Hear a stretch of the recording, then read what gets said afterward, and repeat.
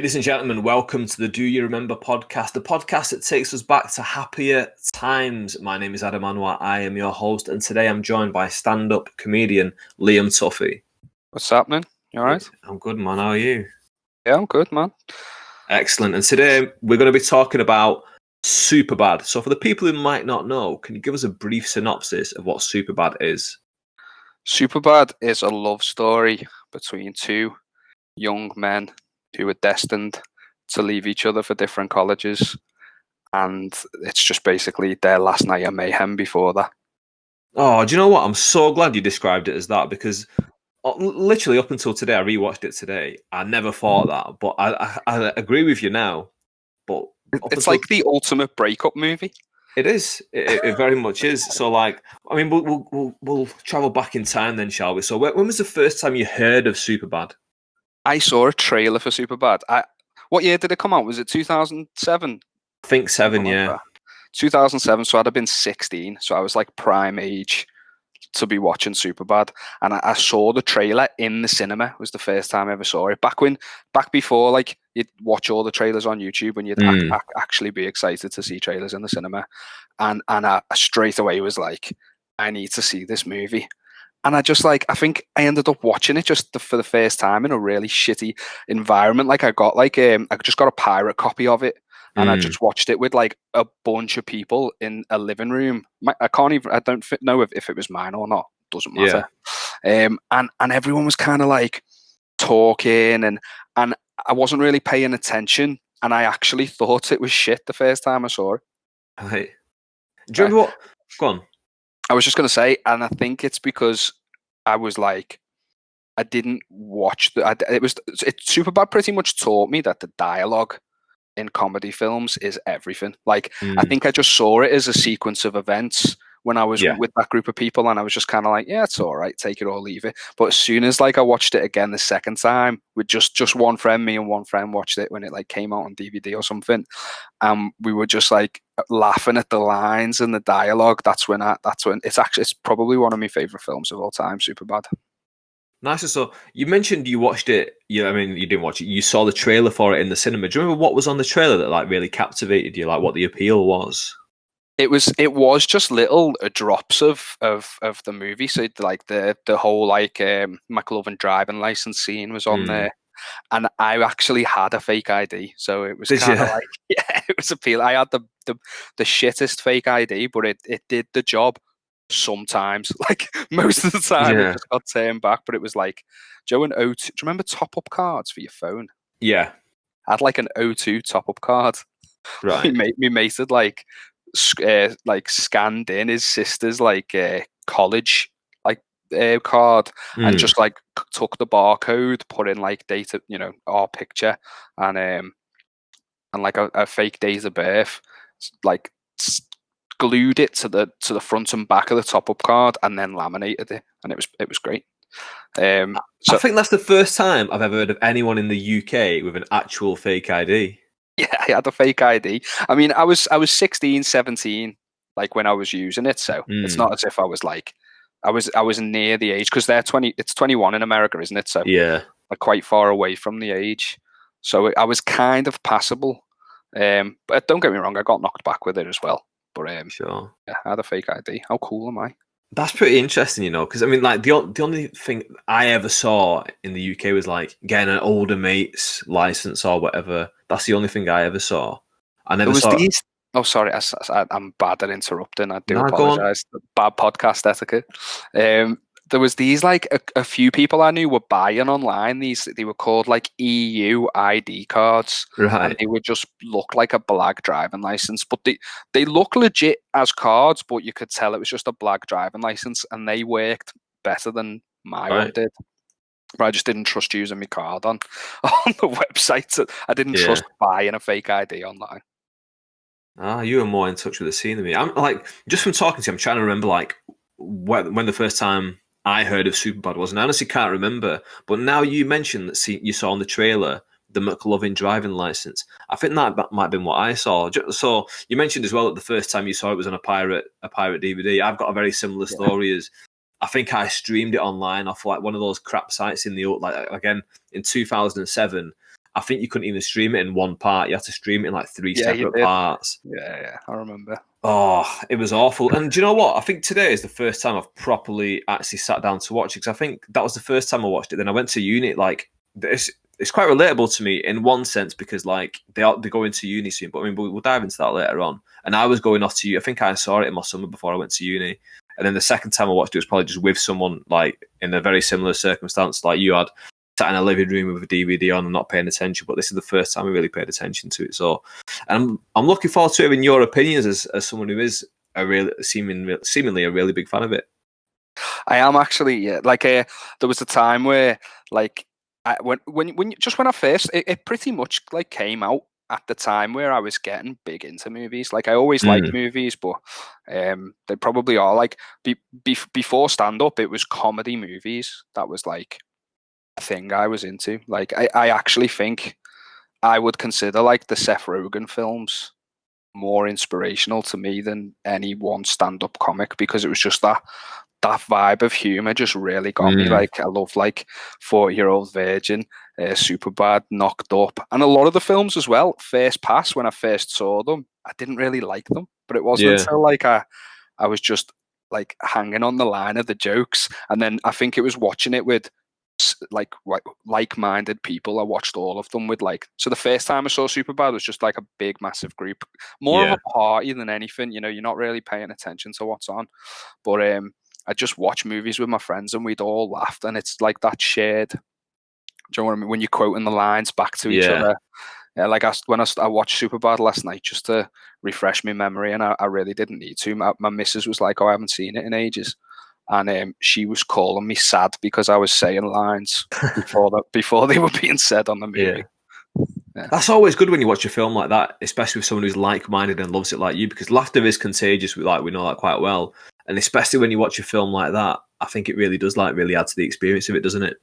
Yeah, definitely. I think that's probably why all those films are quite special to me, because the group I'm still friends. That's still my group of friends. The guys that I was watching those movies with, and we still quote them to each other today. Are so cool. With the coolest guys. We had fake IDs though. Yeah, that's true. I mean, you crossed the entire board with your coolness there. Right, let's dive into the film then. So, like, what's the first scene? I think the first scene is like Jonah Hill. He's driving to Michael Cera's house, isn't he? Yeah, it's the driving to pick him up from school, but also having the conversation about what porn they should be subscribing to in college. Yeah. And I really thought this is a great scene setter for this film, because like this is the first character that we see in, and the first thing that we're hearing is like him saying, "Oh, I'm thinking about subscribing to this porn." I mean, I suppose it was via a website or whatever. I don't know what it was back in those days. I'm thinking of subscribing to this, and like Michael Cera's not even like flinching. Like, it really establishes like their friendship, doesn't it? Like, they're used to having these kind of off the wall conversations, and they've got this like very close like knit relationship. Yeah, to be honest, I never really thought about that, but he is really unflinching. He's just so matter of fact about it all. Just like why don't you go Perfect 10 because it's a bowling it could be a bowling website.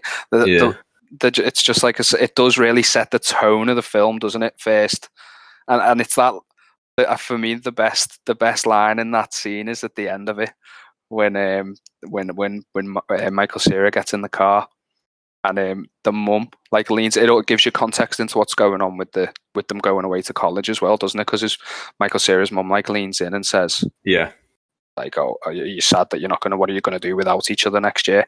And it not only does it set the tone of like their relationship and like the types of conversations they have, but it also sets the tone of like the underlying issue that they basically come to terms with by the end of the movie. Sure. I mean, for me, that's the main narrative of the film, is the fact that we've got these two best friends who are like, they've been best friends seemingly for 18 years. Like I say, like he's completely unflinching. That shows you as an audience member, this is what he's like all the time. He's not being off the wall right now. He's not doing anything that he wouldn't usually do. This is how outlandish this character is, that 8:30 in the morning, whatever time he's picking him up for school, he's just saying, "Oh, like, so I'm going to his porn channel," and he's just like, "Oh, fair enough. Like, this is what he does. This is how they talk to each other." And then, yeah, when the mum leans in the car, it creates that kind of emotional tension that somebody's going to come later on, like, "Oh, what are you going to do without each other?" And yeah, it's really good. is a really different time, though, isn't it? Like, who pays for porn? Exactly. It's Who pays for porn? Who's this making that subscription? people in 2007, obviously. Right, so where do they go from there? They drive to school. He parks in the wrong car park. He's doesn't give a fuck. He's going to park in the teacher's car park. They go into the shop. What happens next? they basically discuss how it's unfair that women get to like flaunt their breasts, but men have to hide every boner Yeah, that they have. I think that was one of the first lines in the film when I saw it back then. That I was like, "Oh, this is so relatable." When he says that line about like putting his boner up in his waistband. Yeah, felt so good. I thought I was going to come in my belly button. I was like, I was what? You said you were 16, so I was in 2007. I was about 18, 19 when I watched this. And like, I thought that was like revolutionary that someone had said that, because I was like, I can so relate to that. Like, someone is in my mind writing this, but obviously loads of men have that experience, or loads of young lads, should I say. It's interesting you say that, because I've never really thought about it like that, but it's probably like, so I'm a big fan of, like, I'm not going to go into them, don't worry, but the American Pie films, they're like kind of like teen movies, and I was a bit younger when they came out, but I was a big fan of them, and they kind of like showed you of what, like, they kind of showed you what being a teenager could be. Or Superbad was kind of like, it was like exactly how me and my friends talked, and we kind of like, some of us were more successful with girls, some of us were a bit shit with them. Me, but when I say some of us, that's my way of saying me. I was the one who was shit with girls. So I just I felt like they were so relatable, those characters, like the way they talked, the I mean, that's probably a bad thing to say because Seth's a bit of an asshole, really, isn't he? But yeah, more so than other teen movies at the time, it was kind of like, it was as if time had got to a point where they could start using fouler language and people would bat less of an eyelid, whereas American Pie was probably under a bit more scrutiny in that regard. That being said, it did drink a beer full of cum, so... It did. You know what, you made a great point, and this is something that I was thinking, but I didn't know how to verbalize. But basically, I did a podcast on American Pie with Tom Evans recently. It's not out yet, and this is like, I literally recorded like a few days ago, and I was thinking this while I was watching Superbad, that Superbad is basically the updated version of American Pie, in the sense that when American Pie came out, they were all, I don't know, it's hard to explain, but they're all kind of acting like mega losers. Like Jim, the main character, he's just like an ordinary looking guy, but he's saying like he's got no experience with women and stuff like that, which is kind of unrelatable. Like, because he's just like a normal looking guy, like, and he seemingly had no experience. Whereas like Seth in this film, he's saying like, oh yeah, I did this with this girl, and like I almost got a handy or whatever, and straight away off the bat he's saying like, oh, I almost did this. Whereas like, all the way through the American Pie films, it's all like, the first one anyway, it's all very much like new experiences, and that's what they kind of sell in as characters. Whereas in this, I kind of feel like it's a lot more realistic. And definitely. Yeah. And that's one of the huge selling points of this film, especially when I was watching it back today, that I never realised before, was kind of how they kept it realistic all the way through. And I suppose we'll get to more of that later on. But one of the things that I did like, when they leave the shop, is like he starts getting bullied by that lad. Yeah. But like, he's not being bullied by like the stereotypical jock captain of the football team kind of guy. He's just being bullied kind of by like another nerd. Like he looks like a nerd, doesn't he? Yeah, like terrible haircut, terrible glasses, like a weird green coloured Puma top. Like he's not made out to look like the top guy in the school. He's just made out to look like another nerd, and it really he had a mullet in 2007. Yeah, exactly, and it really sets the scene of how much of a loser these two characters are, because they're being bullied by a nerd. Like, I didn't even think about it like that, but I'm probably going to say that so much throughout this podcast, but that is so true. He is like the last person that should be picking on anyone. He just screams victim. Yeah. But yeah, it is kind of like, it just is true of the time, isn't it? So it just, I'm struggling to put this into words without repeating what you just said. I'm pretty much just agreeing with what you said, and that it's kind of like it's a teen movie. But when you bring up Superbad in conversation, you don't think of it as a teen movie, do you?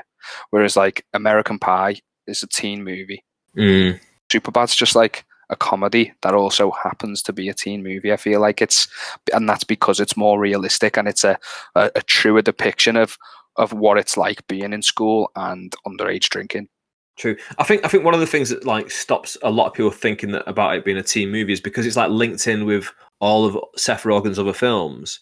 It kind of feels like as part of like a bigger thing, if that makes sense. Yeah, and I'm pretty sure Jonah Hill was like 30 to 25, 30 when he made the movie. I was thinking this when I was watching. I was trying to think, like, I wonder how old he is, because weirdly enough, I stumbled upon like a side story. I stumbled upon a Seth Rogen video this morning. He was on Howard Stern. He was talking about doing stand-up comedy when he was like 14 years old and having to follow Jerry Seinfeld. And I was like, wow, that is just that's crazy, isn't it? Exactly, blew my mind that when he was doing it at 14, I would have not even known what a microphone was when I was 14, never mind doing stand-up comedy. But then having to follow buddy Jerry Seinfeld, who at the time was like the biggest comedic star in the world, was mind-blowing. Yeah, I think that was true of comedy at the time. Like I was speaking to Ryan Gleason, who owns Comedy Station, and it was on this night that he was just starting before the pandemic, where like open spots could do like a middle, and it would be kind of like a more experienced open spot opening.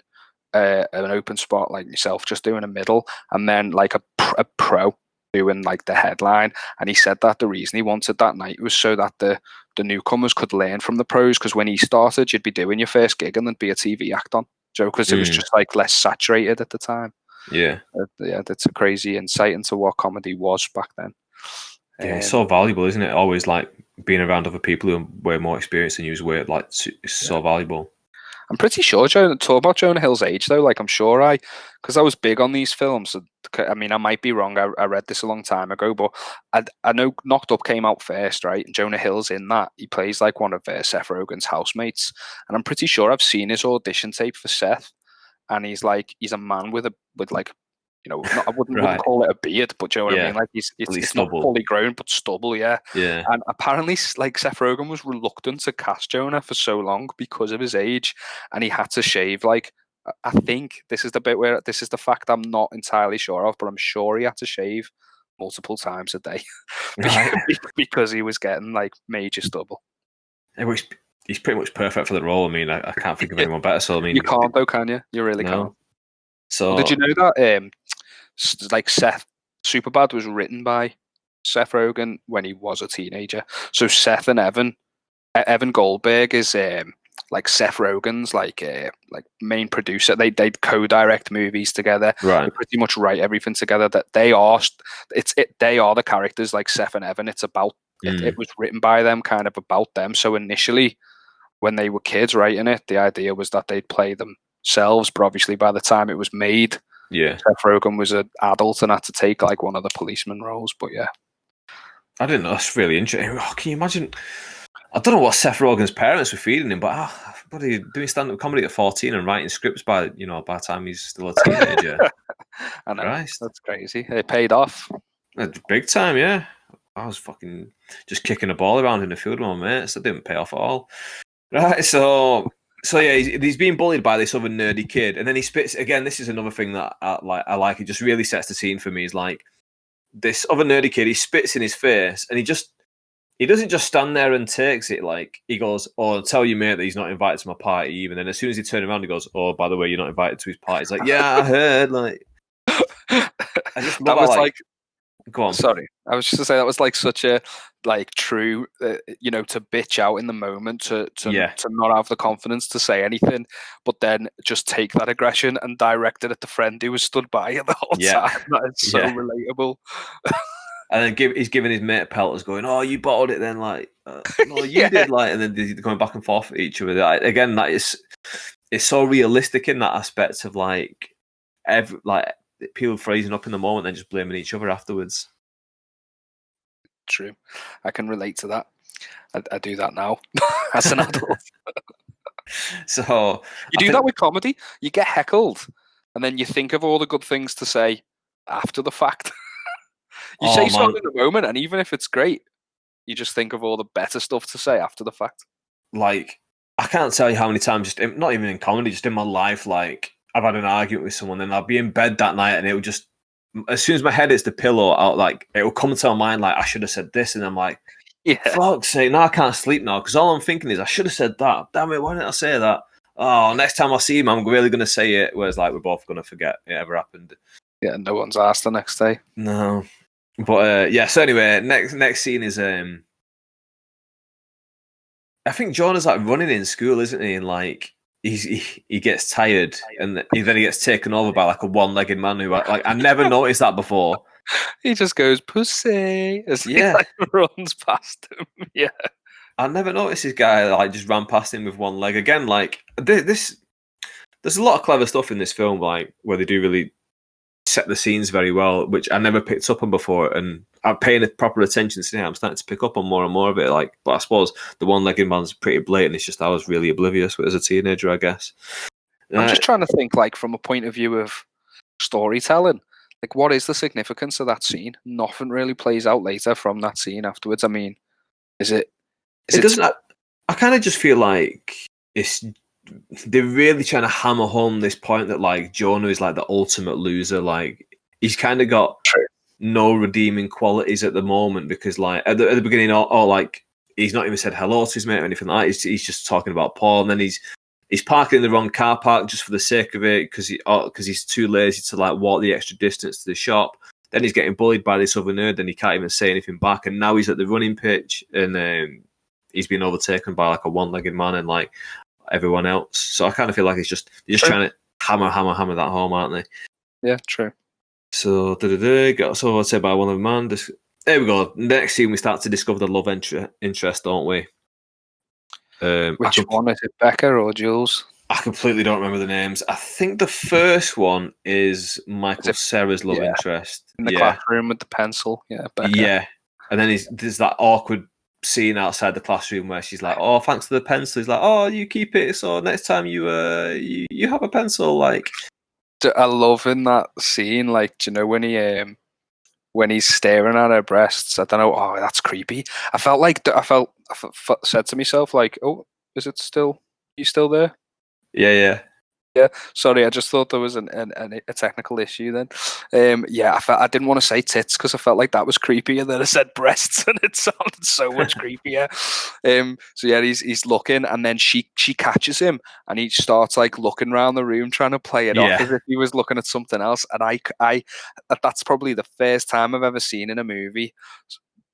I mean, not that I was staring at boobs, but there's many times where I've been looking at someone or like trying to figure out what something was in it, or like looking over at someone and been caught and tried to just play it off as like I was like a lamb looking at everything like that. Yeah, I've been there. It's so like awkward as well because like you've been caught, but like it's just a natural reaction to just like look away and like blend it. Yeah, like pretend you're looking slightly to the left and she's wrong or he's wrong and you're not really looking at them. Oh, that was a great bit as well. So yeah, we start to discover the love interest. Then I think maybe the next scene after they're talking in the hallway and all that stuff. Again, it's a really like awkward like conversation between them, which I kind of like. And one of the things that I liked as well. So going back to the I'll keep saying how realistic it is, to the point of like it'll be redundant, but I liked how the love interests weren't like, you know, in some films like I don't know where they have like a really good looking actress and they pretty her down, if that makes sense. Like like Nadia in American Pie, like Shannon Elizabeth, the foreign exchange student. Is that what you like? Yeah, kind of supermodel. Yeah, basically. And there's one with like Anne Hathaway where like she's like a nerd and like the popular guy in school like is like, oh, I bet I can make her prom queen, and you're looking at her going, yeah, of course you can fucking make a prom queen. It's Anne Hathaway. It's not like you fucking looking at a bin and going, oh, I can make that. It's fucking Anne Hathaway. So I really liked how they just took like regular looking girls. They didn't take like overly attractive girls, like supermodel type girls, because like it wouldn't really be suitable to these two guys to be chasing. And like you said with Nadia Shannon Elizabeth in American Pie, it's pretty unrealistic that Jim would be going for her. Anyway, or she would be going for him. I liked Yeah. how they kept it very realistic in this film, and like just a regular looking guy in Michael Cera, a regular looking girl, and they played it on from there. With the Jonah Hill one, it was a bit more of a reach for him, but I kind of felt like that was good with the story. Yeah, definitely. And then I think the next scene is the one where they're in the cooking class, and Jonah Hill's like, he's complaining, isn't he? Because like, oh, like my partner's not even here. Like, why do you even be in this classroom? And then the teacher's like, oh, why don't you go with? I don't know the girl's name. I'm completely clueless. Why don't you go with that girl over there, Jules? Why don't you go with Jules? And then like he's like, oh yeah, Jules, yeah, that's great. And then like he's doing all those motions behind the back and stuff like that. Again, that really reminded me of like mates that I knew growing up and like lads that I knew in school. So again, that was like a really realistic scene for me. Yeah, definitely. And I love the conversation with the home ec teacher before it. The way he pretty much shits on her profession whilst asking for a help. And again, it just gives you much more insight into Seth's character. But he's apologising for it several times. But the apologies mean nothing. Yeah, because he's keeping on going, isn't he? Yeah, I love it. There was a part in that scene where he's talking to the teacher, and like the camera's like an over-shoulder shot, but you can kind of see her face, and I'm pretty sure she's like cracking up, smiling at him as he's like going on. But then as the camera goes back and like you can see her face, obviously she's got like the frown on. But I thought like that's how good of like he was in that scene, that like he was even cracking her up. I even liked how Michael Cera's got like an Asian partner, and they just like they're doing all kinds of like weird little cutesy things together that like again, I would probably say regular teenage lads who are like 18 probably aren't going to like put cat whiskers with flour on their face of each other. But like they just do it, and it's kind of so cute. Like, oh, like that's so like funny and like in a really nice way. It is strange how different the Seth and Evan characters are, considering how close they are. Because Evan really is kind of like this kind, like respectful, like low key guy, and Seth is the exact opposite of that. Maybe that's why they're drawn to each other, because they kind of like they're both the two different extremes, and together there's at least some sort of balance. Definitely, and that kind of comes to a head like 75% of the way through the movie, doesn't it? Like towards the end of the second act, where like they have like a bit of a fallout. But yeah. That is a great point as well, because I was thinking going into this film that because I couldn't remember it that well, but I kind of knew what kind of a film it was. I was thinking with like the modern cult, like kind of cancel culture stuff like that. I wonder with today's eye how I'm going to feel about this film, and like if there is anything that crosses over the board. I didn't really feel like there was much that crossed over the board that like people could pick up, but I always felt like anytime it got close to it, Michael Cera's character like completely nullified it, because like I don't know, Seth's character would be saying like something like oh yeah, let's get on pissed and have sex with them, and they'll regret it the next day. And then I think Michael Cera's like, oh, should we really do that? I'm not too sure. Like he'd always really balance it out, and like I kind of feel like that's a great reflection of true friendships as well. Like there's always one friend who like pushes things not too far, but he's always pushing things, and the other one's like a bit more realistic about life and like reeling them back in. Yeah, exactly. And I really like that part of the friendship that they had. I don't think Seth. I think like Seth he avoids being rapey, for want of a better word, because he has this kind of like quality where he recognizes his shortcomings. He's not saying let's take advantage of these girls. He's saying we could be that mistake. There's the line where he says we could be that mistake. He's like, I know I'm not a desirable candidate for this, but under the right circumstances, they might want to.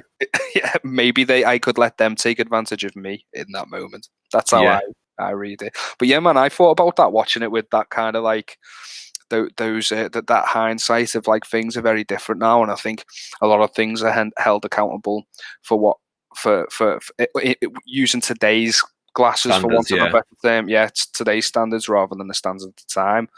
Superbad was actually pretty. I mean, they dropped the old. There was a few homophobic slurs, but nothing too mean spirited. Not to excuse it, but I think it does just manage to because some things are really like the in-betweeners. As much as I loved that at the time, that really is some of the things in that you're a bit like, oh, like I didn't feel that way with Superbad.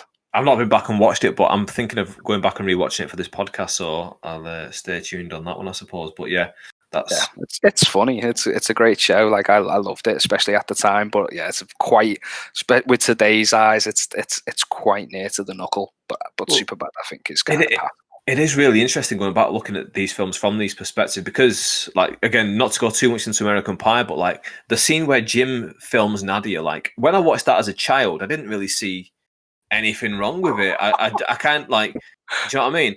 I As an never adult, thought. I've not looked at it like that. but as an adult, you watch it and you go, well, that's illegal. And not only is it illegal, but he didn't even suffer any punishment for it, but she gets kicked out of school and deported. That's very Like, true.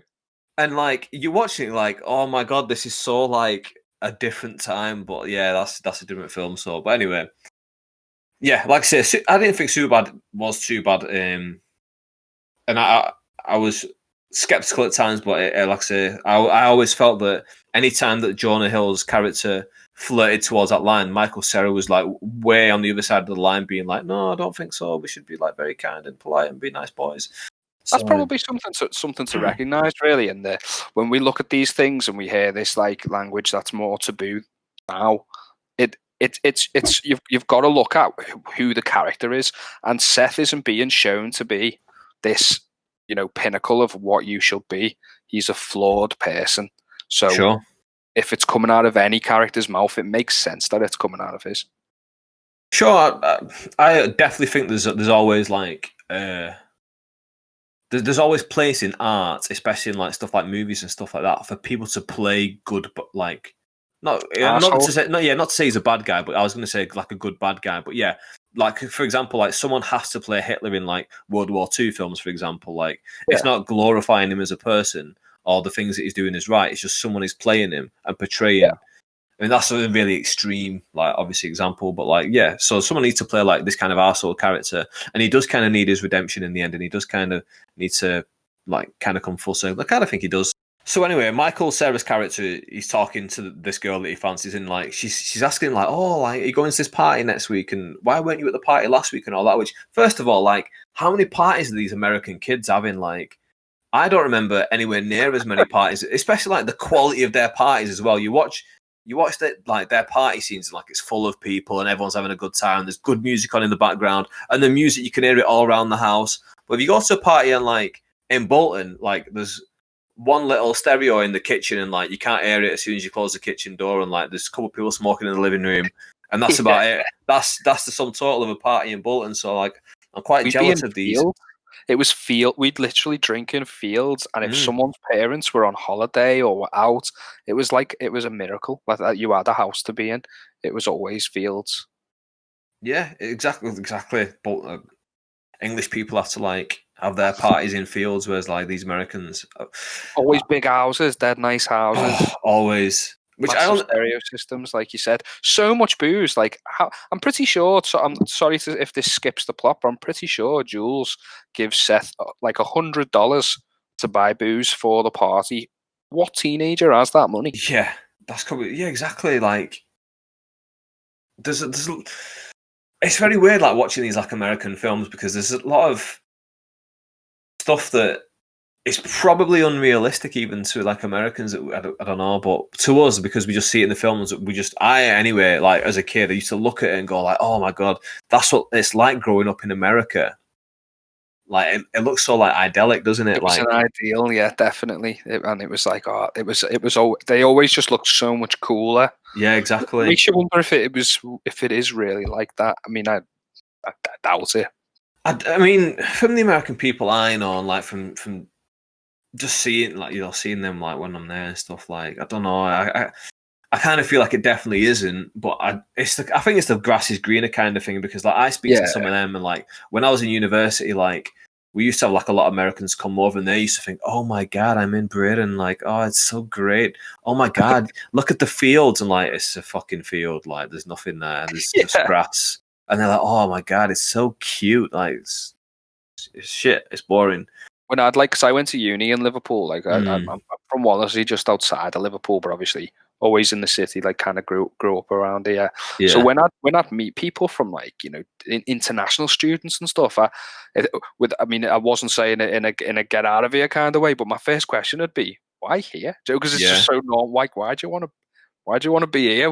Where you come from seems so much nicer, but it is, the grass is always greener, like you said, isn't it?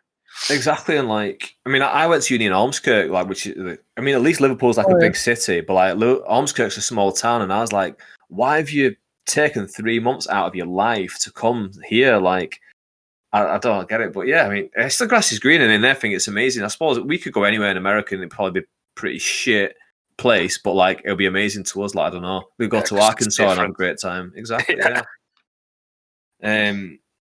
But what was I going to say now? Yeah, so it's the part, not the party scene. It's the she's asking about the party, and he's saying, "Oh no, I was doing all this cool shit," and like he's telling him about. I mean, you probably remember a lot more of it than I do, but he's telling about what going to a club, even though they never got in, and like we can see like the flashbacks in his mind, and like again so relatable because everyone always plays it up, don't they? And like especially if you've not been invited to something, like or trying to impress someone as well. Exactly, yeah. Like, to be fair, even when you're not trying to impress someone, like I think everyone overhypes stuff. Like, I don't know. That's what stand-up comedy is, dude. Yeah, you're telling stories. Well, my personal style is I'm telling stories of things that happen, but you put a little rose on it, don't you? A little bell, little whistle. Yeah, true. I remember a few years ago, like I did absolutely nothing on New Year's, but I like because I was back in the office after in work, and like everyone was asking me what I did for New Year's, and I just felt like I had to lie, like not lie, but I didn't make anything up, but like I made it seem like it was a lot better than it was. Like realistically, I just sat in my house and like watched films or whatever. But I think I framed it more like, oh, you know how it's like. I hate going around town, and it's all so expensive on New Year's, and like I just thought I'd like a quiet one, like. But I didn't frame it. You gave them like half truths. You didn't lie. But you didn't explicitly say what you were doing. Yeah, and obviously in this film version, like it's all turned up to 11, isn't it? So like we can see them like they're watching porn in the basement, aren't they, or something like that? And I think does it even say we were watching a movie, and then like I don't know, all that stuff. It was good stuff. He's saying like, oh, we Seth's parents had a party that we got to talk to. Yeah, that was it. I talked to a guy who climbed the mountain. It was so interesting, and then you just see the actual what actually happened, and they're just embarrassing themselves, and all the adults are just looking at them funny, giving them a death stare. Yeah, yeah. But yeah, so he does that, and again, like just to mention again, these like regular looking girls, normal, but like these lads, they're putting them on a pedestal, which again, it's realistic. Like in life, the person who like you're attracted to, it doesn't matter how attractive or unattractive they are. We always put them on a pedestal, don't we? And like because that's their aim. They're aiming to like get with this person that they really like. He's really trying his best to impress her, isn't he? And like he thinks that she's like something that's like a goal in terms of, like he really wants to do his best to like make it something that happens. Not realizing that she actually just likes him. Exactly, yeah. Like him that he is, yeah. Which feeds back into that realism of like, especially when you're that age and like you're a bit what's the word? Not as self-assured, and like you don't know how it works between boys and girls, and he's being like he's trying his hardest, but he's coming off as like a complete weirdo. But she doesn't think that because she's into him. But it's crazy, isn't it? When you're a kid, when you're a teenager, a kid, you just don't have the confidence to say, "These are my feelings." You literally try. Like I remember, like actually, like blowing a chance with a girl because I didn't want her to know that I liked her. I made a joke about how I didn't like. Someone put me on the spot and said something along the lines of, he likes you. And I made a joke as to why I didn't, which was I can't remember the details, but I know it was too far, and I just ruined any chance I had. And I actually really liked it. It was just more important to me in that moment to save face. Of course, and like I kind of feel like it's the equivalent of like how in general males act with their friends. Like they never admit their true feelings, kind of. They'll never, like, unless they're drunk or whatever, but like in the sobering thoughts. I think if that does that make sense? Yeah, it does, definitely. It's that jovial kind of like you play things off. Exactly, and like you can't just be fully open and be like, oh mate, like I love you, man. Like we're such good friends, and like oh we've known each other all these. It would never be said in like sober times, but like Yeah. I suppose that's a different story. Anyway, so it's not the next scene. I've skipped around a little bit by accident. The cooking scene's the next scene, but after the cooking scene, we get the for my money, my favorite scene in the film. Yeah. And it's when Jonah Hill is telling Michael Cera why he doesn't like that girl, and he starts to tell this story about like, oh, when I was like a young kid, like I used to love drawing dicks, and like when I first was watching it, I still remember what I thought. I thought that he was just going to say, I like to draw dicks. I drew one.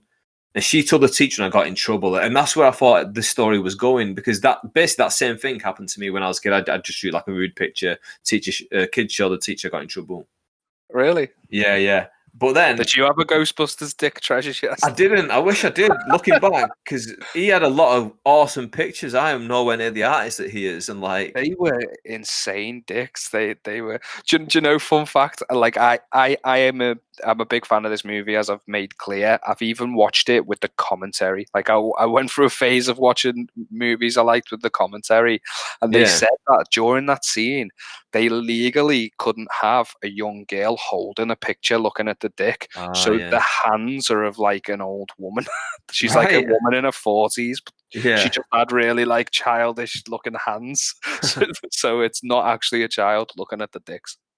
But yeah, there's like there's one that like really cracks me up, and it's the Tiananmen Square one where like all the tanks. My favorite. Yeah. Yeah, because that picture was quite. I don't know if it was at that time. It was quite prevalent, but it's such a famous picture. And It is. I see it in class, like in school at the time, like in history. And then did the guy die? I think so. I think was he run over by the tank?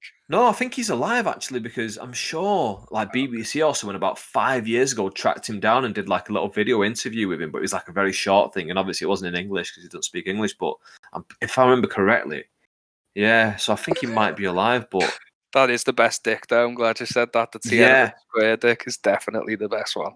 And like, but yeah, so anyway, like this scene, like it just really cracks me up because like I say, that's all I was expecting him to say. She got me in trouble. I drew one dick one time and she got me in trouble. But no, he starts to go into this story of like, oh no, I used to draw them all the time, and like I just non-stop would draw them, and I used to like you said, have this Ghostbusters book full of them and all, the treasure chest. And like we start to go through it, and like it's so silly and ridiculous, but like I don't know, it's like I had to see a psychiatrist. He showed me all these dick pictures. Yeah. I wasn't able to eat foods that were shaped like dicks. Do you know what foods? Oh yeah, like all the delicious kind. ones. Yeah, exactly, the best kind. Yeah, like it's so silly and stupid, but like it's so good. I honestly don't know now if I watched it as a 32-year-old man for the first time. I don't know if I'd find it as funny, but because I watched it when I was like 18, 19, I think it's fucking brilliant. Like I don't know, I don't know what more I can say about it, but yeah, for me it's the best scene in the movie. It's kind of like, well, it's what I was saying about watching it with a group of friends that time. That's probably why I enjoy it so much. If I watched it for the controversial opinion, I watched Home Alone for the first time as an adult, and I was like, this is shite. Right. It's a massively popular film. Most people in our generation like love it. My friends love it, but I just didn't have that nostalgic connection. Yeah, being a kid and seeing myself in Kevin McAllister, so it was just like it just didn't grip me. So I think that's probably what were you watching at Christmas time when you were a kid? Because I was watching it year round. I'll be honest with you. And like that's it as well. People have to watch it every year. What was my go-to Christmas movie? I'm struggling to think because I'm on the spot. I didn't like Jim Carrey's The Grinch. I did like Elf. Elf was one I didn't like the first time I saw it, but it grew on me. I'm trying to think. There was a young kid. I probably the Santa Claus. That was my go-to. That Tim Allen. Okay. I mean, not a bad choice. Saying it out loud, it's not as cool as Home Alone, is it? But yeah, I was more like a traditional Santa-based child. Now, my favorite Christmas film is actually a Seth Rogen Christmas film, The Night Before. If you've not seen it, you should. It's funny. It's great. I don't think so. I'll have to look it up on IMDb later. But Yeah, check it out. you're completely right. Not just with the fact that like how you first watch a film and like all the nostalgic memories that are tied to it, but I honestly think if you watch a film with like a certain amount, like a certain group of people, it can really affect your viewing of that film. So like, I don't know if you've seen a film. I think it's either called Camp Sleepaway or Sleepaway Camp. One of the two. Oh, I've never seen it, but I'm very aware of it. I Right. know exactly what it's about. Yeah. So like it's a like god awful horror, and I didn't know what it was about when I first saw it. I just saw the name, and like I love all that kind of like American like kind of teenage like horror kind of movies. Yeah, everyone's getting killed, and like I remember it was my mates. It was my last year of uni, but it wasn't my last day of uni, but it was one of my mates' last days of uni who I lived with, if that makes sense. He was leaving. This would be the last time that we lived together, and we thought, right, it's our last night, and like by this point, everyone had gone home, so there was no real nights out and stuff. We were like the last few like remaining and stuff like that. So we thought, right, we'll just have like a movie night in. We'll invite a couple of lads around. We'll just get like loads of snacks and stuff, and we'll watch movies. And we watched Sleepaway Camp. And like when that end reveal comes, because we had no idea it was coming, and we were watching this film thinking, wow, this is a pretty terrible slasher film. This, but when that end reveal came, we were howling with laughter, like tears rolling down our face, to the point where now, if ever anyone asks me for like a cult horror film, I'll say Sleepaway Camp. Yeah. And like, but that's completely tied to the experience I had with my mates. If I watched that by myself, I probably wouldn't have. I would have like switched off like mentally. Like I would have watched it to the end, but I probably wouldn't have enjoyed it as much. Yeah, But definitely. because it's like tied into like, oh, it's Hampshire's last night at uni, and this is like, I'm not going to live together with him. Like in 12 hours time, he'll be gone. Let's do this one last thing together. Like, and it's the moment, not necessarily the movie. Exactly, and then that big ending as well. Like, so yeah, I completely understand what you're saying. Like, proper curveball ending that though. Never seen the film, but when I read about it, I was like, what the? Yeah. It's a kind of film where like I think we started watching it about midnight, so like the end happened around 2 a.m. So like we were so delirious, like being bored out of our minds, and like I can't believe we're spending your last night doing this, and then that hit, like it was like the best punchline ever. You just didn't see it coming. Yeah. Like, oh, absolute like madness. We loved it. Again, right, so we've just had the dick scene anyway in the film, and then we have like one of the other best scenes in the film where McLovin gets his ID. We missed his introduction, didn't we? At the end of the home ec class. Oh yeah, we did. We meet McLovin for the first time. We do, and like, it's gone. Straight away, Seth just has this hostile attitude towards Fogel that I just love so much. It's like I think Seth, well, it becomes more apparent as the film goes on, but he's a legitimate threat to their dynamic in Seth's eyes. He doesn't like having to compete for Evan's attention with this like third wheel. But yeah, I just love the abuse that he gives him, and to Fogel's credit, he gives it back just as much. Yeah. I hadn't picked up on that, that like it's a competing for his attention thing until you just said it. But yeah, you're completely right. I did not pick up on that whatsoever, but you are exactly right. It is a complete competing for attention thing, and he is a proper tosser to him. He kind of takes on the role of like the Stifler in this film, doesn't he? Where like he's so mean to Fogel, isn't he? And like, I love it. I love how it adds to the dynamic of the group as well, because like we were saying before, these two are like proper losers, and then we get this like bigger nerd joining the group, like who makes these two look cool in comparison. So it just kind of shows how low down the social pecking order this group is compared to everyone else. I actually and I never really noticed it or realized it until I watched Superbad again last night. I get my opening line from stand-up from Fogel. His entrance, he walks in going, gangsters, what's up, guys? He's like him being the last person who should be saying, that's why when I don't always, I do a lot, go on stage and say, what's up, gangsters? I like that. I like to do that because I like to feel confident when I don't look like I should be that confident, and it's the same with Fogel. He's the last person who looks like he should be walking into a room saying, "What's up, gangsters?" And that's what makes that so funny in my eyes. That's great. I didn't realize that either, but now you mention it, yeah, that's good.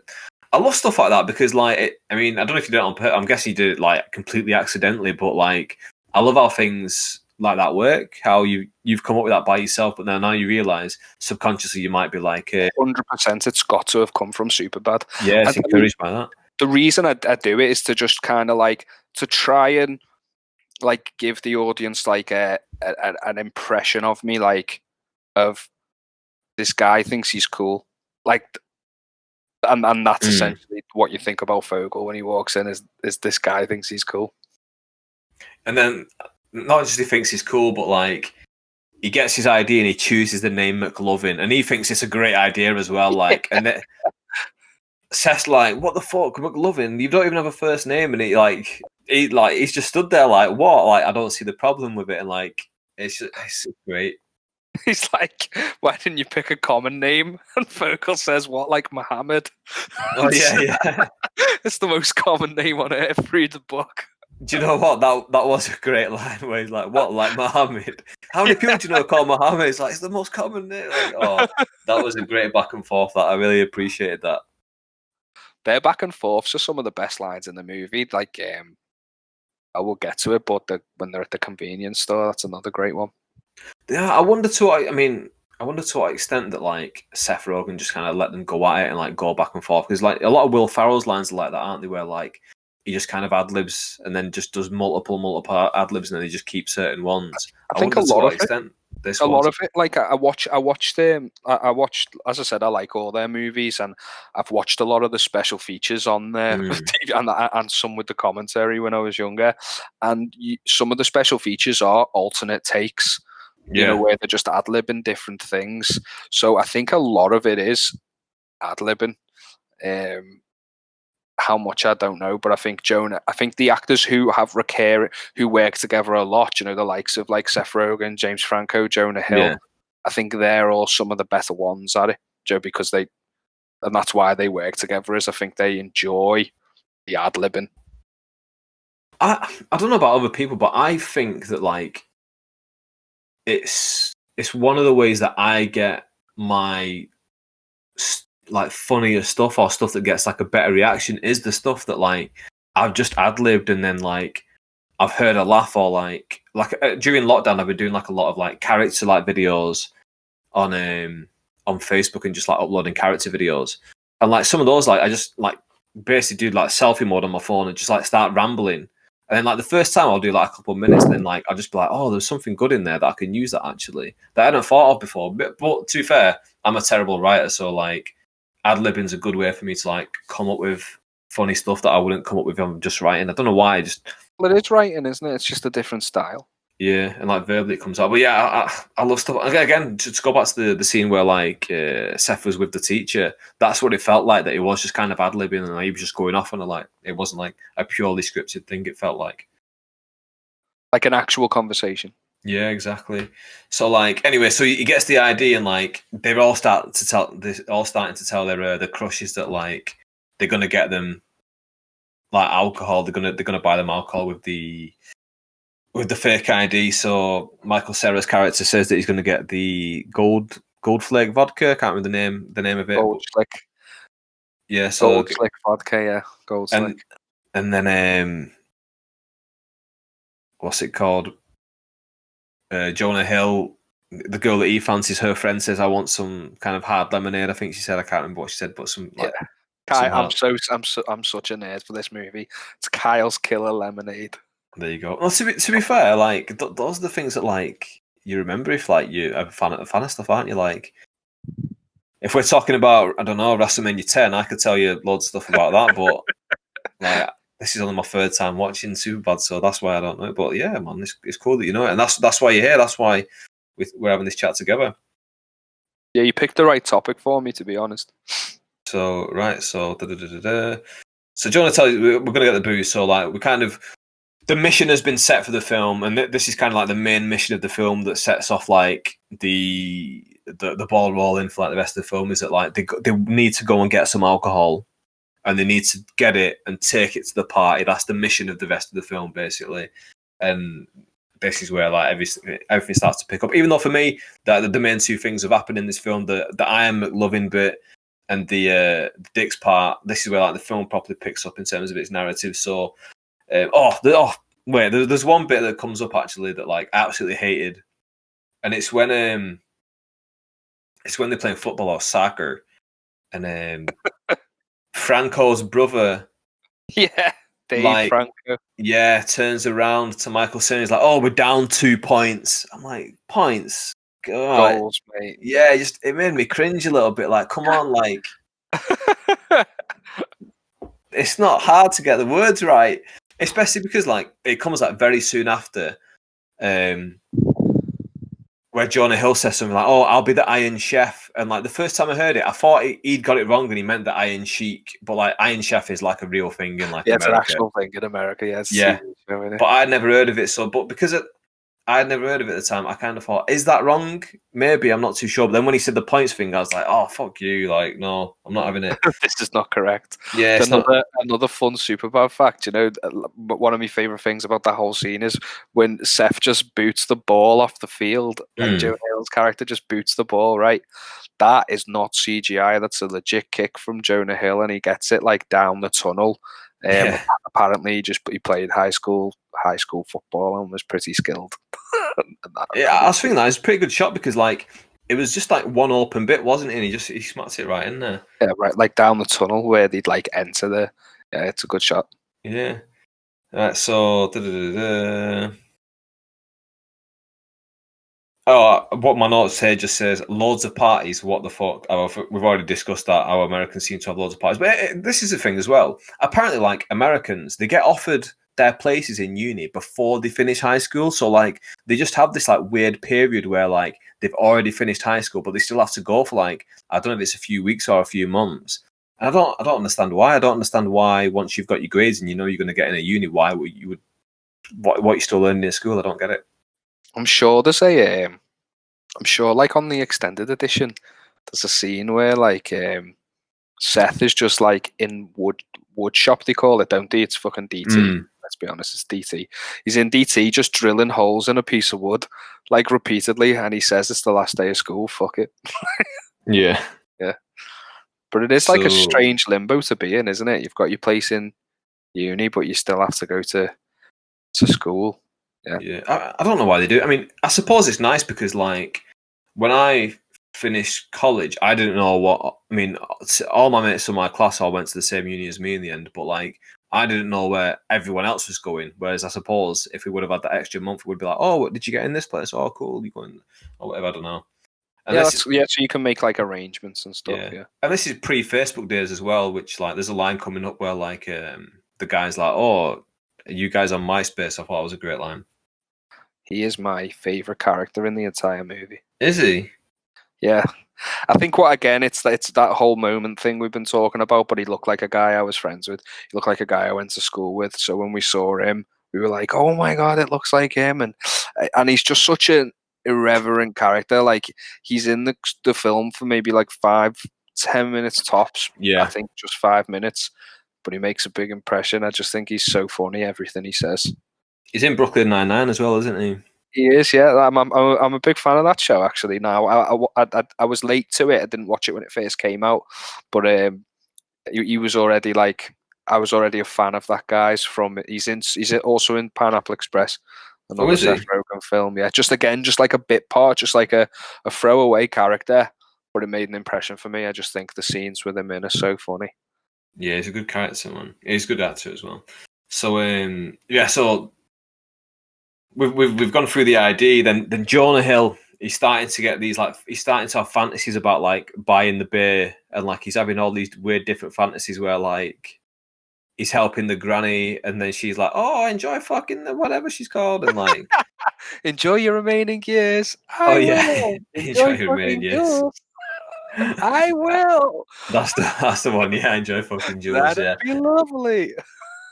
And then he has the fantasy where like because he's trying to buy alcohol, the security guard is obviously going to slash his throat with a bottle. Like Yeah, he's like, And like, oh, it's like it's dead standoffish, isn't it? He's like, "Don't do it, kid." He's like, yeah, but I have to." Like, yeah. he's got I no never had a choice. choice or something like that. Yeah, that's it. Yeah, I never had a like he's facing death. He's just to get this booze to impress this girl. And then does he go in there in the end, or does he bottle it? He bottles it, doesn't He he? bottles it, doesn't he? Because there's that. I think they try and convince Fogel to get the booze from that place, but But he he works works there. there. Yeah. Yeah, that famous, like, well, to me, it's famous that line: "Take off that vest, you look like Aladdin." Oh yeah. Comes out in like his work vest. But yeah, he bottles it, doesn't he? And then that's when they go to the liquor store, TJ's liquor store. I think it's somewhere in here as well that like they start arguing about like condoms and lube, and like Michael Cera's saying that like, oh yeah, I've got condoms and I've got lube, and he's like, what the fuck? Why have you got lube? And you didn't tell me you were taking condoms and all this stuff. And again, I kind of feel like that's like a very relatable teenage boy conversation to have on your way to a party. The condom thing, yeah, and what took what takes the humor to the next level is the lube, because I mean, condom in the wallet, even though you're not supposed to keep them there because it makes them. This is like a legit, like, I feel like I'm doing an infomercial here, but don't keep Breakdown them. or something, Yeah, don't they? Yeah. exactly. The latex will heat up. It's more likely to break. But anyway, every young lad going to a party who's sensible will have a condom just in case, that wishful thinking kind of thing. What psychopath, like Seth says, takes lube? Like, Yeah. it's just not something anyone would do as far as I'm aware. And then I love the way that it comes back later on in the movie It does. when Fogel's about to get laid and he whips out a condom and some lube. Yeah. Like, Evan's not the only one. It's funny, it's like a great bit, but it also shows like again the cuteness of his like naivety, like, oh yeah, I suppose I just need this, but like, yeah, it was good. Yeah, true. So Fogel goes into the store. He thinks he's gonna get found out. He doesn't get found out. The place gets robbed. The police turn up, but as the place is getting robbed, obviously the other two characters can't be there. So Jonah and Michael Cera, they've followed some woman because she's had breast reduction surgery, and they have to see it. They have to see what she looks like now. So the way they run to see, as they call them, those warlocks. Like the speed you saw Jonah Hill running before. He got outrun by a one-legged guy, Yeah. But when there was boobs on the line, the seriousness in their face gets me every time. There you go. That's where it comes back. You mentioned a bit earlier. Where does it come True. back? That's true. Yeah. That's where it comes back. I hadn't put that together either. So yeah. But yeah. So they run off. So they miss the robbery. They come back and they just see that the police are with Fogel in the shop, and they're like, "Oh shit, he's been rumbled." There's a. This is one that I wasn't too sure of, where like they're having a conversation with like the black woman who's working in the store, and they're like, "Oh, did he look like you, or did he look like me?" I was like, "It's a bit," but I suppose they're trying to make the cops look a bit stupid, but it's a bit. I'm not too sure. But I did like how she was like, "They look like you," and then he's like, "Oh, Jewish. Oh, okay." He was an African Jew, is Yeah. the conclusion they come to. Yeah, I love that woman. Like, she's the whole time she's like, "I've got a goddamn veterinary exam tomorrow." Yeah. And then when she walks out, Seth Rogen's like, "I think someone's got an exam." Yeah. And like they're doing the thing where like, how tall is he? And like they're both going like from different heights with their hands, and like Meet in the middle. yeah. And then she's saying he's 5'10", whatever 5'10" is, he's that. And like I was like, oh, super helpful. But yeah, that was like a funny little bit there with the Jewish thing. Then I've put Boyle from 9-9 runs over Jonah, and again, this is where like the side mission comes. So for those people who play video games, you always get a side mission that takes you away from your main mission. And here's your side mission: is that Boyle from Brooklyn 9-9. He runs over Jonah. Jonah's like, "Oh, you need to like give us some money," and he's only got $7. So he's like, "Oh, I can take you to a party and get alcohol." So here we go. They're going off on this side mission to go and get alcohol there. 2 side missions there as well, because Fogel's got his side mission too, hasn't he? He has, because he's trying to get away from the cops, isn't he? And he says, again, this is something I didn't really follow too much the other times I watched it, and I didn't realise how he ended up in the police car, where he said like, "Oh, I need to go catch the bus," and he's like, "Oh, we'll take you wherever you're going." Yeah, but so that was good. There's many stops on the way. There is indeed. So Jonah and Michael Cera, they get to the party. So the character Seth, he's dancing with the girl, and he gets again. This is one of the famous bits as well. He gets the period blood on his pants, which I'll be honest with you, watching this film as like an 18-year-old, I thought that this would be a much bigger problem in life, and that this is just a regular occurrence because of this film. I thought this would be like happen way more often than it does. Well, did you ever watch the like that TV show on E4 back in that Misfits? Like it was kind of like a teen. I didn't. I It heard was it was like good though. it was funny. Like it was kind of like a it was a comedy with like superpowers in it. That is obviously the best pitch for anything ever. I'm really shit at selling things, but the theme tune for that show is the same song that plays during a period blood scene in Superbad. Oh, is it? And it's just weird that like I would now identify that song as the period blood scene, so more so than I do the theme tune from Misfits. I never considered that it was an actual thing, though. It never tainted my my thoughts of what Your view. yeah, I never thought I never considered it an actual risk before or afterwards. But I suppose it's perfectly plausible.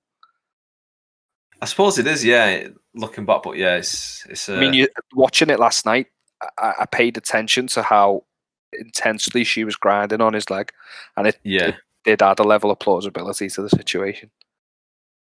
So we have that whilst in another room, Michael Cera has somehow become someone else's brother from a party, and then he's got a beautiful singing voice. What I love about this whole scene, right? I love that they get there because of Boyle, like you said, from Brooklyn Nine-Nine. I like that Boyle gets them there, but he was never invited to the party, and he gets kicked out. He gets kicked out, yeah. Instantly. And again, from watching the commentary, I found out that this scene was based on, so you mentioned Seth Rogen being 14 doing stand-up, yeah. When he was doing that, he made friends with like adults. So him and Evan got invited to an adult party when they were 14. Like Seth's mum had to like drive them there and pick them up after it, right? And this whole scene is based on that party.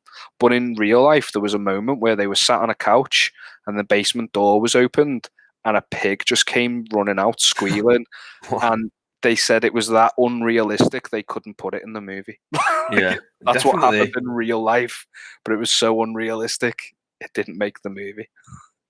That's mad. And like this, I feel like this is an underrated scene for me because like I didn't really, I never remembered it, to be honest with you, when I saw it back. I mean, I remember the period blood scene, but nothing else.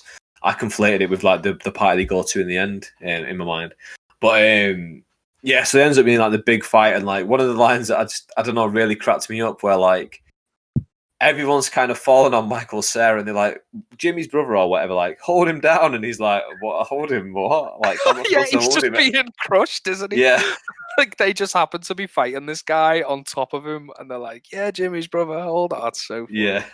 I love that main cokehead. Do you know the one who's like, you want some cocaine?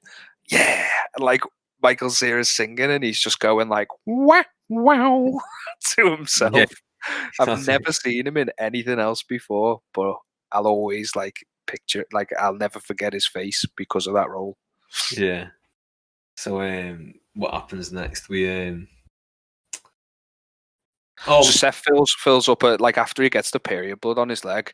I love that scene where he goes to use the bathroom and he asks like, "Is this the line for the bathroom?" And they just kind of like scoff at him, and he's just like, "Oh fuck me, right?" That's like a line that still gets used today, like between friends. Not just like friends that I've been like from when I was watching the film for the first time. Like people in work now, like if you ask a question, you get completely blanked or ignored, you'll just go, "Oh fuck me, right?" And then luckily enough, I sit with a group of people who get the reference. Yeah. That's a relatable thing for me. I'm often getting blanked. It's probably why I do stand up, because people don't have a choice to listen to me. So yeah, so you're right. He fills up the like the detergent. Is it the detergent? Like it looks like a diesel canister, doesn't it? It's definitely poisonous. That Yeah. as soon as you you could rinse it as much as you like. There's definitely trace chemicals in that. You should not be giving it to teenagers. Yeah, 100%. And then while all this is going on, McLovin stops the criminal completely by accident. Yeah. McMuffin, that guy. I love that scene when they walk in the bar. I noticed this the last time I watched Superbad. So I'd seen it quite a lot before then, but the last time it's just like they walk into the bar and the opening line that you hear is that guy kicking off and he goes, "Everywhere. You didn't see me pissing anywhere." It's like it just gives you the context of why they've been called there. Yeah. It's great, this scene. And yeah, McLovin, he stops him like completely accidentally again. Just the completely accidental hero of the situation. And then the cops, they completely love him. And then what's going on back at the other party? Oh, that's when the fight breaks out, isn't it? Oh no, So the guy finds out, doesn't he, that the guy whose girlfriend it is, who got the period blood on Seth's leg, is looking for Seth. Yeah, So, he is. and then the fight breaks out that you described, where it's like, hold him down, Jimmy's brother. Yeah. And then Seth and Evan just like slip out of the situation with the booze that they've stolen from the party. Yeah. And this is where, when they slip out, is that they start to have this little argument back and forth, don't they? Yeah, because Seth's willing to make these, like, to put them in this situation without thinking about the consequences, and it's pissing Evan off because he's just like, we like them, why can't we just tell them we like them?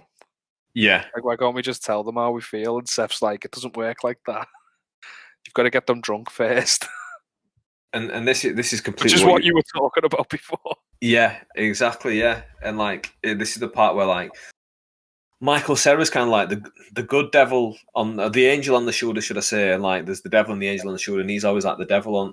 He's always the angel on the shoulder, and he's always like trying to like say what's right. Rein him in. Yeah, rein him in and like put him on like on the right path. But yeah, this is where they have the fallout. And again, you were completely right earlier on. It's a kind of they become opposites. I kind of see it as like two kids who are like best friends for all these years, and like Evan is like little bit by little bit, like Seth has been like wearing on him, and he's never said anything. And now this is where it's kind of blowing up. He's got to the age of 18. He's kind of growing a pair, and he's kind of fighting back because he's found something else that he wants now. He wants this girl, and if Seth is going to kind of get in his way and keep delaying him and keep setting him back, then this is where like the conflict is coming. And like he's more than happy like bringing him along for the ride, but like if he's going to stop him and like slow him down and stuff, and he even mentions like, "Oh, you're not holding me back anymore." I thought it was like a really good like. It's a cutting line, isn't it? Because a really good breakup scene. Yeah, it is. You can see the heartbreak in Seth's face, like, and it's tough to watch because you've grown to like these characters. You don't want them to have that conflict, but it's like the truth is out, and now it's out. It can't be put back. Exactly. Now this is where they start to head over to the party, but unfortunately, Seth gets run over again. He gets hit by the police car, and he just dusts it off each time. He's not. He breaks the windshield of the police car. And this is where we start to see like the really shitty cops, and like they're trying to like put all the blame on Seth's character. One thing leads to another. Michael Cera and Jonah Hill run away. McLovin gets out the back of the car. He runs away. They all disappear. The police are at no end, and even the other guy runs away, doesn't he? The guy that they arrested. I don't know if anything else happened in this scene that I'm glossing over. No. So like they drop the booze and run away. Oh yeah. And the police, I think they just turf him out. He doesn't get away. They just like drop him out the car to speed off. Yeah, and they leave him standing there, like, and he just is kind of. I think he says something along the lines of "You can't unarrest me." Like he's shouting at them. I think he might do. Like, yeah, you can't unarrest me. Yeah. And then they all end up getting on the bus together, which I don't know why. I love that scene where they meet each other back on the bus. I thought it was like a nice little not even a callback because it was only like a couple of minutes later, but I liked how they did that. It's like a regroup. they've got the task has been completed. They've got the booze, Yeah. haven't they? Because McLovin gets it out the back of the police car, or the booze he bought. So it's like, Oh yeah, he does. Yeah. mission accomplished. Let's go to the party.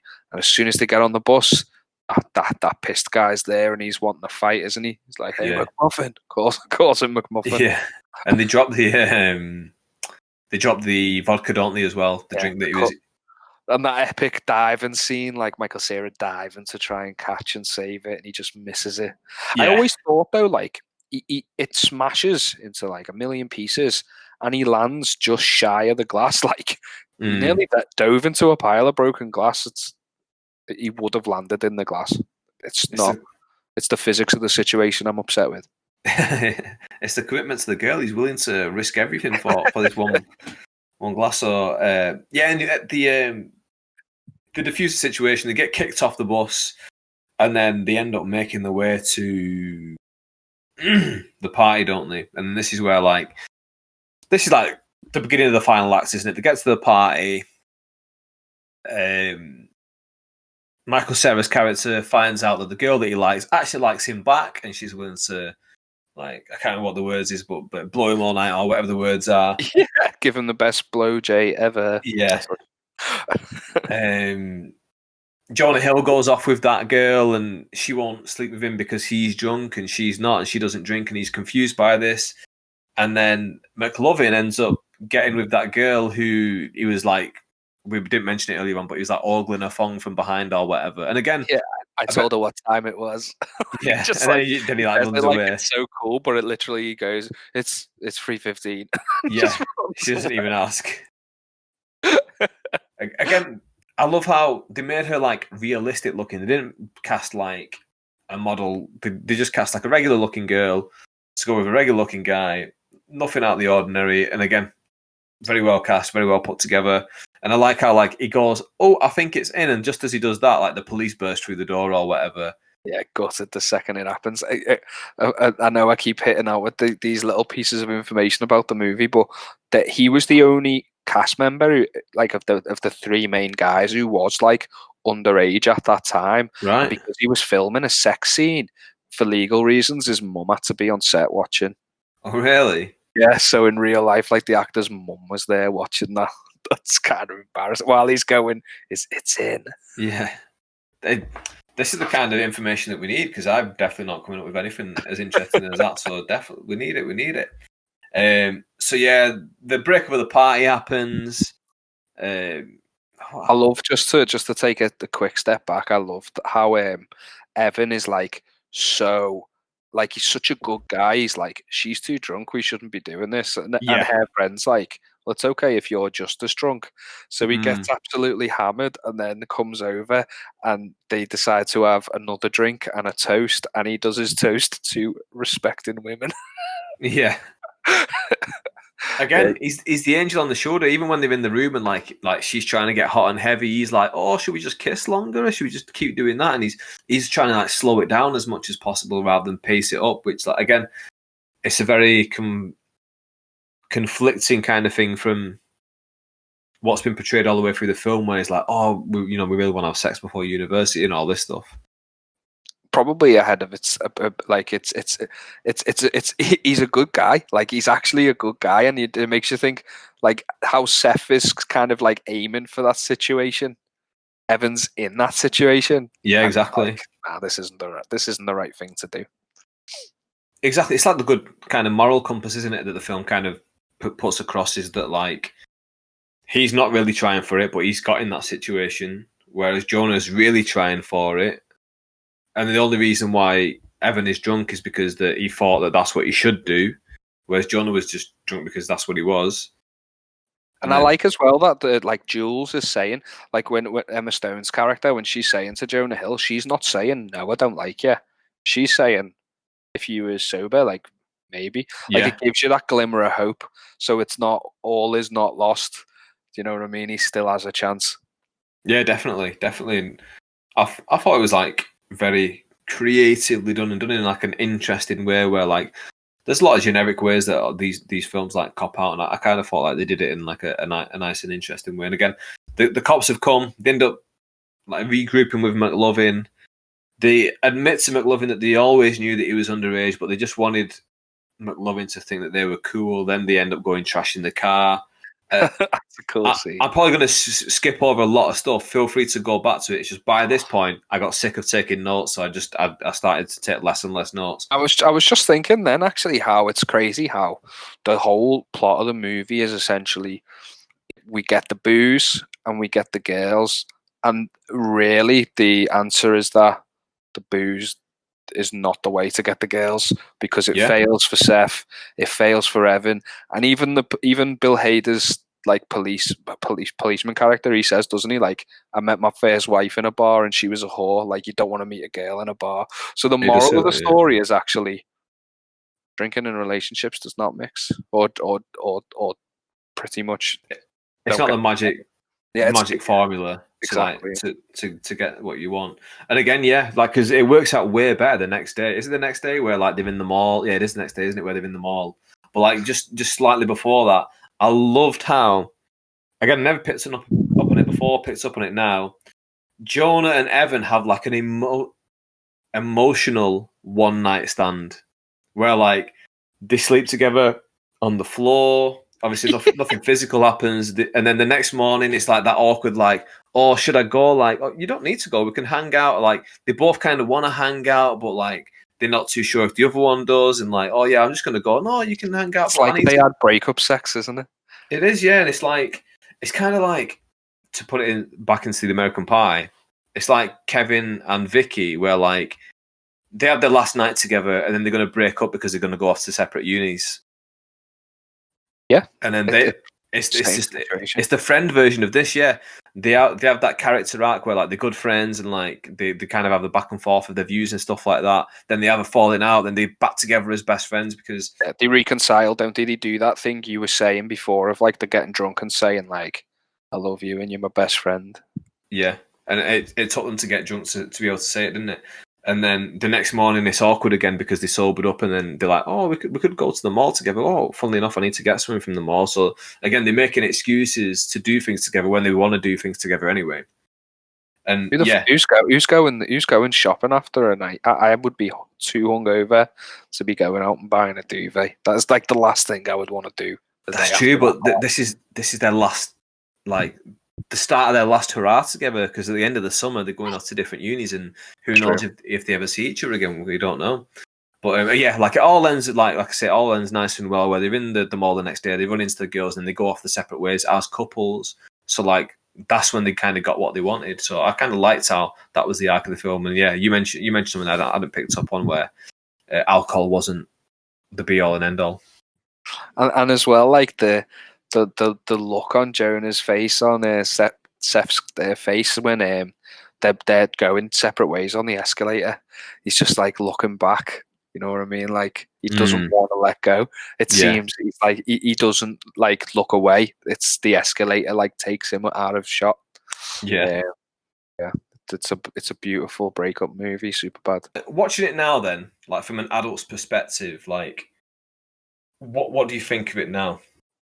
I mean, when I watched it last night, I didn't really laugh, but that is not because I don't find it funny. It's just that I know it off by heart. Yeah. So humor's all about the surprise of things, isn't it? So yeah, I just pretty much know the film almost word for word. Like I just didn't really laugh so much. But as an adult, I mean, nothing really changed. I still love it just as much, and it is purely what we spoke about before, because it's more than just a film to me. It's a time and a place, and I know that sounds like super cheesy, but it's I think that happens when you enjoy things a lot when you're a teenager, when you're becoming like, you know what, you're developing into the person you're gonna. That sounds like I'm a parent talking about puberty. You know, there's got to be hair in uncomfortable places, but like.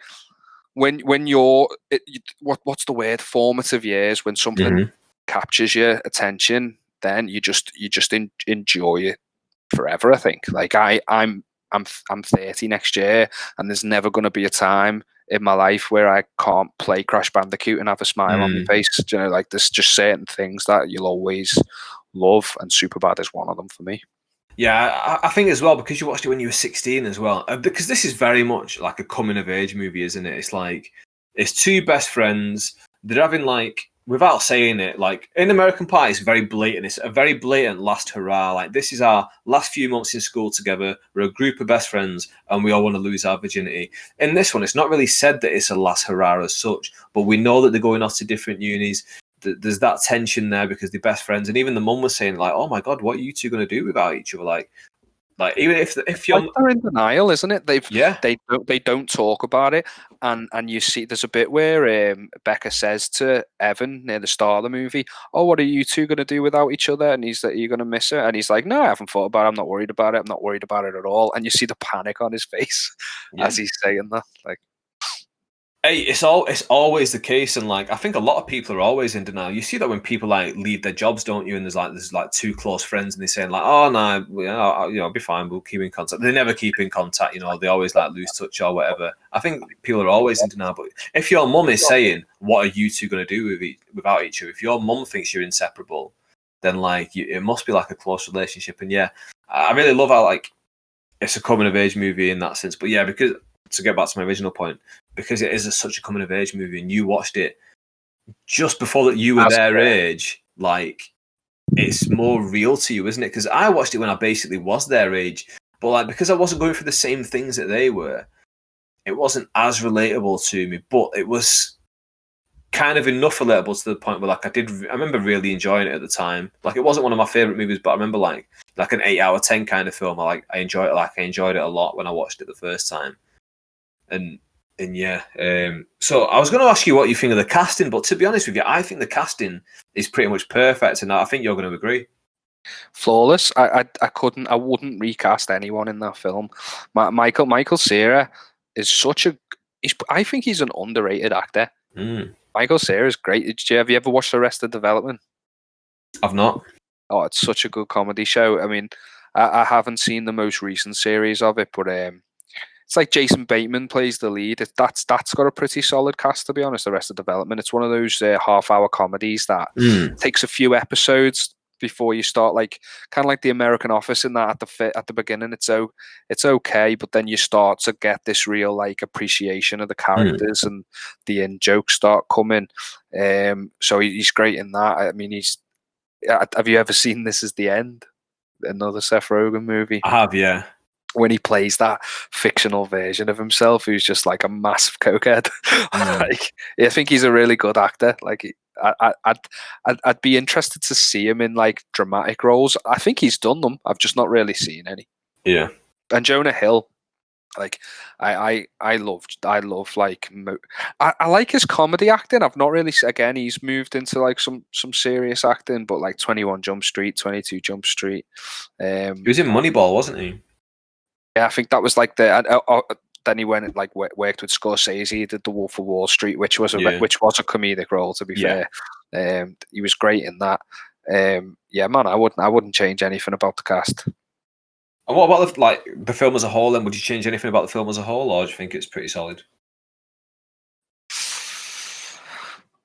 No, I changed nothing about it. I mean, obviously, it's not like I'm not going to say.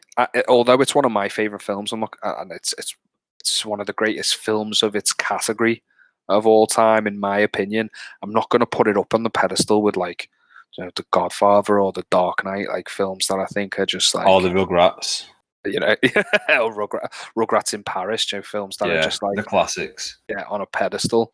But it's exactly what it needs to be. So I don't see why I'd change it. Yeah, cool. So what do you think its legacy is then like? Because we're looking back pretty much 15, I mean, it's 13, but it's almost 15 years later. It's quite a lengthy time, 13 years that we're looking back on it now. Like, what do you think its legacy is? I still see I see Superbad in most teen movies now. I think it's really set the tone for what dialogue should be in comedy.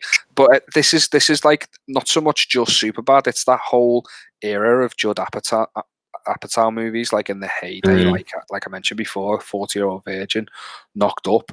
Like you can see a lot of films trying to emulate that. I actually just watched a couple of weeks ago. I watched a film that came out last year called Booksmart, which is essentially like Superbad with girls, and one of the main actresses in it is actually Jonah Hill's sister. Right. Okay. And that was great, but I just saw it as like just Superbad. I think we'll see Superbad in most teen movies until it is surpassed. To be honest, it's probably the best teen movie in my opinion. Even though I said I wouldn't necessarily view it as a teen movie, and I think that's what makes it great. Yeah, man. I think you are completely right in terms of the dialogue thing. Yeah, like it really did.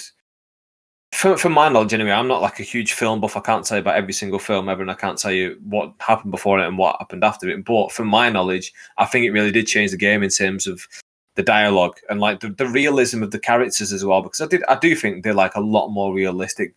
Like I said, just to compare it to American Pie, which I mean, I do prefer American Pie, but I think these characters are more realistic. At the time, those American Pie characters were realistic, but now I think these characters are even more realistic, if that makes sense. Yeah, American Pie, they're kind of like caricatures of like sort of like, well, would the word be archetypes? Kind of. I mean, I'm using big words to try and act like I'm smart. I'm not thick as fuck. But like, so like, you know, you've got Oz, who's the jock, and you've got Stifler, who's the bully, and you've got Jim, who's the nerd. Finch is another nerd. Kevin is kind of like an in between. He kind of connects the two nerds and the two jockey ones. You know, he's the guy with the girlfriend. Like they all kind of fit like stereotypical categories, whereas the characters in Superbad just feel like real. I mean, except for the policemen. You know, obviously there's policemen on taking teenage boys and getting them bladdered and showing them how fun they are. And how to shoot guns, yeah. That is the most unrealistic aspect of the movie. So, last question then, before we go. If you got to score this film out of 10, where are you going? I'm going to give it a 10 out of 10. I know it doesn't deserve one if we're holding it up to every movie ever made. It's, you know, like I said, it's not Godfather Part 2. It's not The Empire Strikes Back. But I would actually rate it a 10 out of 10. It'll always have a special place on my DVD shelf. But that's why we're talking about it, and why when I'm talking about Superbad, I'm talking to you, because if we were to talk about some random film that you think's okay but not that great, it's not that great of an episode. But if you can come on and you can talk about something like you've just talked about, something that you do really enjoy, and you know, because the reason why I wanted to do this podcast is I want to hear about what people actually enjoy and like relate it back to themselves and like why they enjoy it. Because anyone can come and tell me about Superbad and I like Superbad because of this, but it's the personal stories of, you know, watching it with your friends and having those personal stories and being able to pull out those interesting facts that, because I'm not a mega fan, I don't know those facts. So it's very interesting. So yeah, 10 out of 10. I don't disagree with you. It's not a 10 out of 10 for me, but I can see why it's a 10 out of 10 for you, if that makes sense. Yeah, it's super relatable for me. Like we've talked about the age I was, and even the fake ID thing. Like I know the feeling of being the guy who turns up to the party with the crate of beer and feeling like a baller.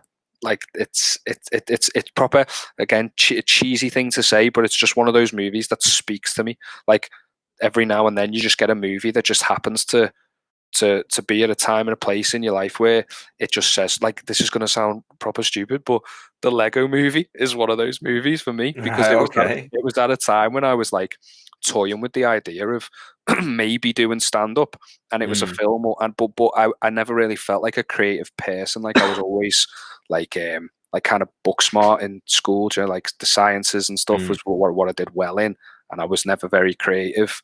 And in school I was kind of told that there was like left brain and right brain people. Do you know what I mean? So like you're either smart or you're creative. There was like no kind of mixture.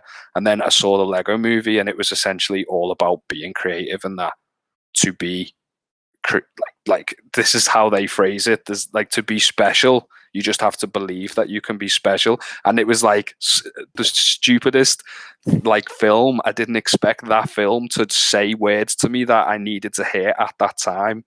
I'll always love the film because of that, even though it's probably not that great.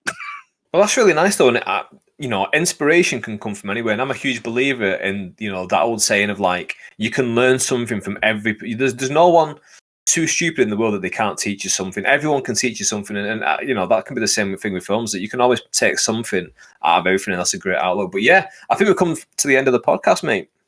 No, great. Thanks for having us, mate. I've enjoyed it. Cheers for coming on. Is there anything you want to plug? Anything? Well, there's no comedy happening at the moment, so there's nothing to plug there. I mean, I have a podcast of my own. It's called Tough House. I basically chat shit with two of my best friends. We've known each other for years, and we just there's not really any sort of category. We just talk about what's happening in the news, strange news stories, movie news, and just what we've been up to. And how do people find that?